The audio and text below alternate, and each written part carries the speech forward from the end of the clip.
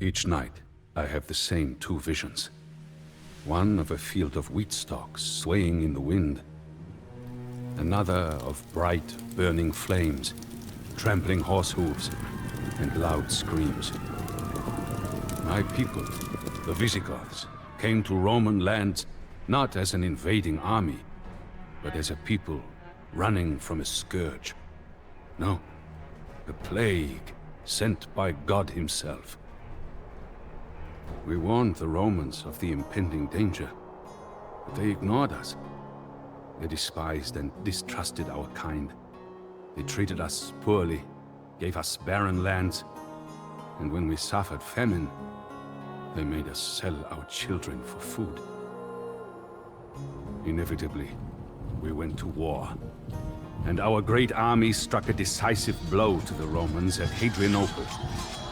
We slew their emperor and forced them to allow our people to settle in Roman lands. Our victory taught the Romans to not underestimate Gothic warriors. In exchange for the land they gave us, our young men would serve in the Roman armies, fighting alongside our former enemies.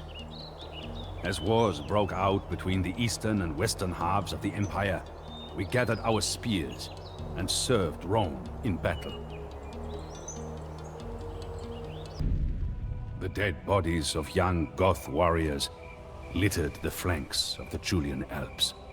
For all the blood we shed, the Romans did not give us even a crumb of gratitude. A Gothic commander in the Roman army encouraged us to desert and go back to our people. Hardship is upon your families, wives, and children, and your people need your help now more than ever, he said. Few had heard of Alaric, this Gothic commander, but he managed to gain a strong reputation during his service in the Roman army. He was a tall man, with a voice that could silence a crowd.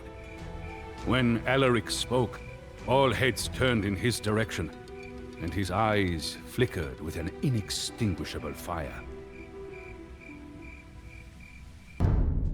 The elders of the Visigothic tribes elected Alaric king of the Visigoths.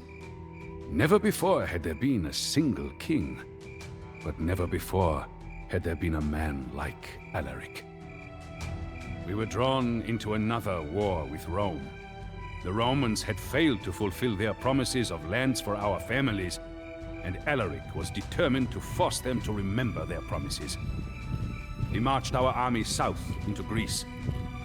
The days the Romans ignored the Visigoths are over, he declared. We will set fire to Hellas!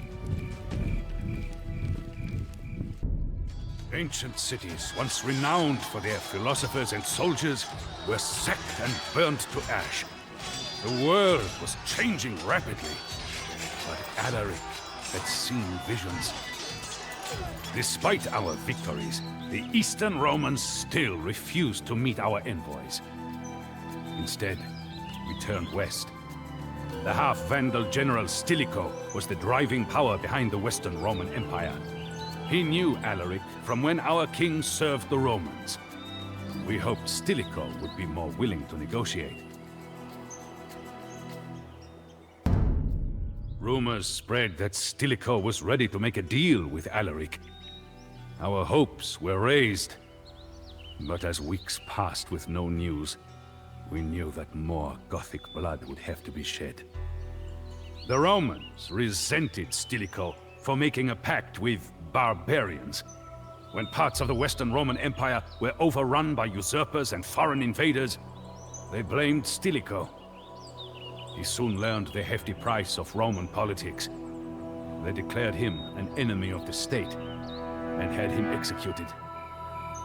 In a frenzy of hate, the Romans followed Stilicho's execution by murdering all soldiers of Germanic descent.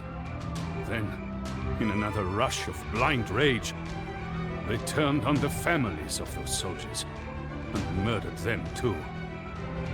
The survivors flocked to Alaric, begging him to raise his army and march with them into Italy to exact vengeance. Alaric coldly answered them, "The Romans have never known fear. will change.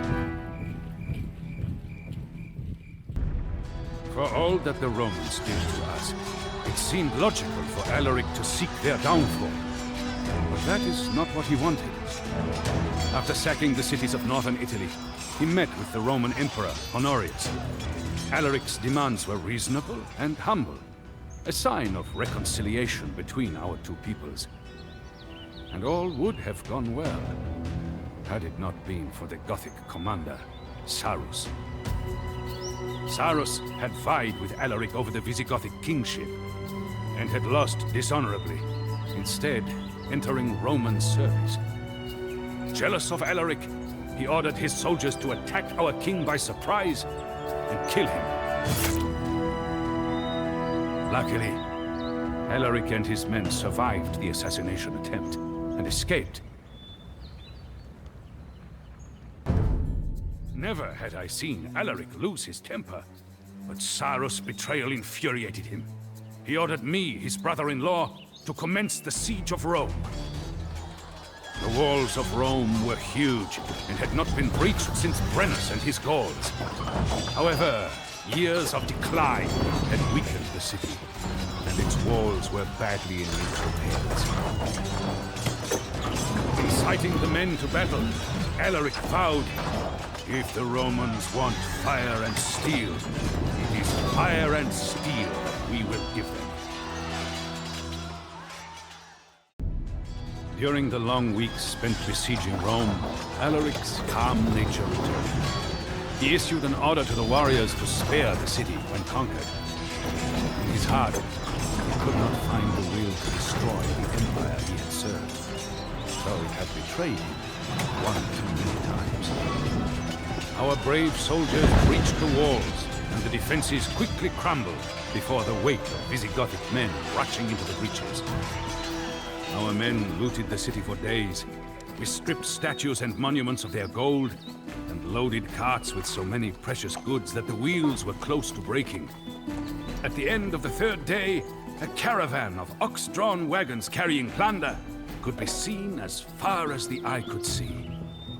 The Romans would write of that day, "In one city, the whole world perished."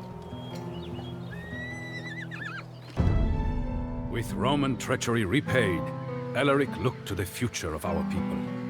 He planned to sail us to the fertile Roman province of Africa. But before we left, he passed from this world. Our people mourned for days, and Alaric's body was buried underneath a river stream. The channel diverted to dig the grave, then made to flow again, hiding his tomb forever. Soon after, the fleet that was to take us to Africa sank in a storm. Once again, desperation fell upon our people. It was at that moment of despair that I, as the dead king's brother-in-law, spoke. I reminded everyone of Alaric's dream, of his commitment to the survival of our people, and of the impossible obstacles we had overcome.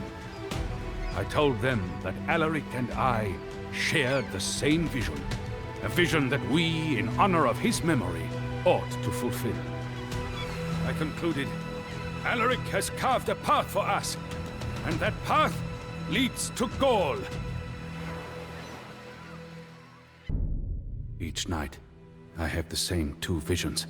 One of a field of wheat stalks swaying in the wind. Another of bright, burning flames, trampling horse hooves, and loud screams. My people, the Visigoths, live peacefully in the rich lands of southern Gaul.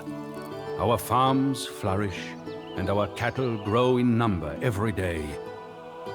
But for all our fortune, I cannot shake the ominous visions I have every night. Like Alaric, I have seen the future.